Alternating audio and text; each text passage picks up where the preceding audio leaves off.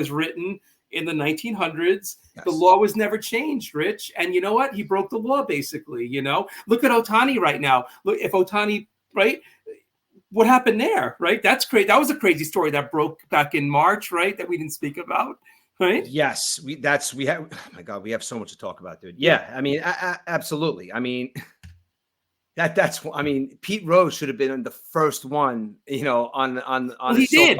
Pete Rose did. He said, "I wish I had an interpreter." I don't know if you saw that quote. Pete Rose, if you look up a video, you'll see Pete Rose say that, basically, that he wished he had an interpreter. Now, how do you feel about him saying that? It's stupid. Why would he say something dumb like that? Right? But in retrospect, yeah, it's just dumb because you think he's an asshole. But what I mean? Ohtani, and the thing about Ohtani is Ohtani's got so much money that people say, like, how do you realize 19 million's coming out of your account? But it's kind of like me and you. If we lose $20, we're upset, right? Yeah. He doesn't have all that money, not knowing how much money he has. Right. So right. if listen, Warren Buffett's got billions. He's gonna miss $16 million. Right. It's like a penny. It's like $5 now. Losing $5 in the parking lot. We're all over the place because I had another point I was going to make about what we were talking about OJ before, but yeah, whatever. But the thing with Ohtani is really burning my ass, to be completely honest with you. And I think not that it's burning my ass, but I think that there's something that I don't know if anybody's spoken about this. The thing with Ohtani, like, but Rich, go ahead. Pardon me for a second. Of course. Compare Ohtani to Pete Rose. Ohtani's like the face of baseball right now. Pete Rose was never the lovable guy that everyone liked, I don't think, in my opinion. Hence, why is Shohei Ohtani not in trouble? He's the face of baseball, Rich. They figure if they get him in trouble, the sport's going to be tarnished, basically. Hence, that's what I'm saying. They just gave this guy $700 million. You think they're going to prosecute him? Right. Now, I don't know if maybe just my brain works differently than your brain when it comes to stuff like that. And I'm saying it in just a way when I explain this to you, like you might be like, wow. Now, I don't know, haven't heard anybody explain it this way, but this is what I think how this played out. The only reason why I think it played out this way is because Ohtani and this guy know each other a long time. This is his boy, right? This is what the story is, right? Like friends, like even before he was interpreting for him playing baseball, like these guys are friends, okay? Now, his friend, when you're a good kid, you're a nice kid, everybody loves you. They don't know who your friends are. You know what I mean? You could have a friend here. It's like, oh, my friend's fucking crazy. Like, all right, so Ohtani's got this buddy. Okay, now this buddy of his, he's nuts. He's crazy. But Ohtani is his friend, and he's always been good at everything. He takes care of him. All right, so he keeps doing it. He's taking care of him. Okay, it's like, all right, you are going to be my interpreter.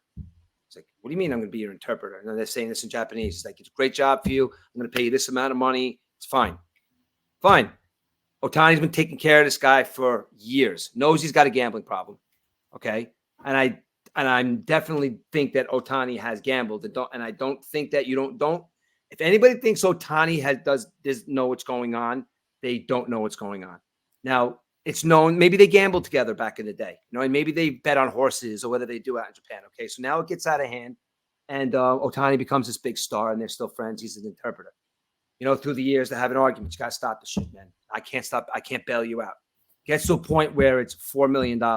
So now Ohtani turns to him, after he just took 1 million pictures, smiling, everybody loves him. And he turns to his friends and says, listen, this is it, bro. Okay. I am not taking the fall for this. It's like, you're taking the fall for this. I'm going to put $10 million in your family's bank account. They're going to be fine. You're going down for this, motherfucker. I am not going down for this. I'll pay your bill, and I'm going to tell everybody in the world that you stole this money from me and you were stealing for years. I'm tired of dragging your ass around in life. That is, to me, how I see it happening, because you see it all the time, Eric. It's like when you see somebody up there and that's who they are in front of everybody. Look at Aaron Hernandez when he first went into the NFL. Big smile. Everybody loves him. The guy was a killer, dude. Killer. Now, Ohtani, I'm not saying he's a killer, but I bet Ohtani's been dragging that guy along for long enough. Now it's like, dude, I just signed a $700 million contract. Well, how much you owe this guy? $4.5 million. I'm giving it to him, and you stole that shit from me if anything comes out. And this is the way it's going to be. And I think that that's my opinion on it. But there's $10 million in your family's bank account, so they will be fine. but you're going down. You're a piece of shit. Yeah, but if that gets out that he gives the family $10 million, right? It's kind of like he's paying them off to go to jail, basically, right? Well, maybe other perks. I don't know. Maybe that part is a little out. But I don't think 90% of what I just said is too outrageous to think about. There's everybody's got that friend, dude. When you're growing up somewhere, everybody's got those friends. Everybody's got the different personality in their friend group. And the one guy, there's sometimes that guy that's the guy that can't win, the guy that starts all the fights, the guy that's the loser, the guy that can never keep the girl. He's always being made fun of. And Ohtani's like, I got to take care of this guy. He's my boy. So that happens in life, man. I think that's a life lesson, I think. Right? It's kind of ironic. It happened on the second game of this, after the first game of the season in Korea, nonetheless, right? Yeah. Crazy. Yeah. Yeah. I don't know. I've been trying to get that out for a while. I kind of think, I don't know. Yeah. And it's got, and you're right though. And you're a person that when I argue about kind of stuff like the gray area stuff, you're a by the book person and you make sense sometimes. It's like a long time ago when I would tell my cousins that I like to smoke weed, and they drank. It's like, you guys can go home and drink a case of beer. And I smoke a joint and I'm a bad person. And my cousin would be like, it's illegal. That's it. And I'm like, yeah, I guess, but again, you're a by the books guy. Pete Rose, you can't gamble. It was illegal at the time. So yes, I mean, I do agree with you there, but gambling on his own team, areas.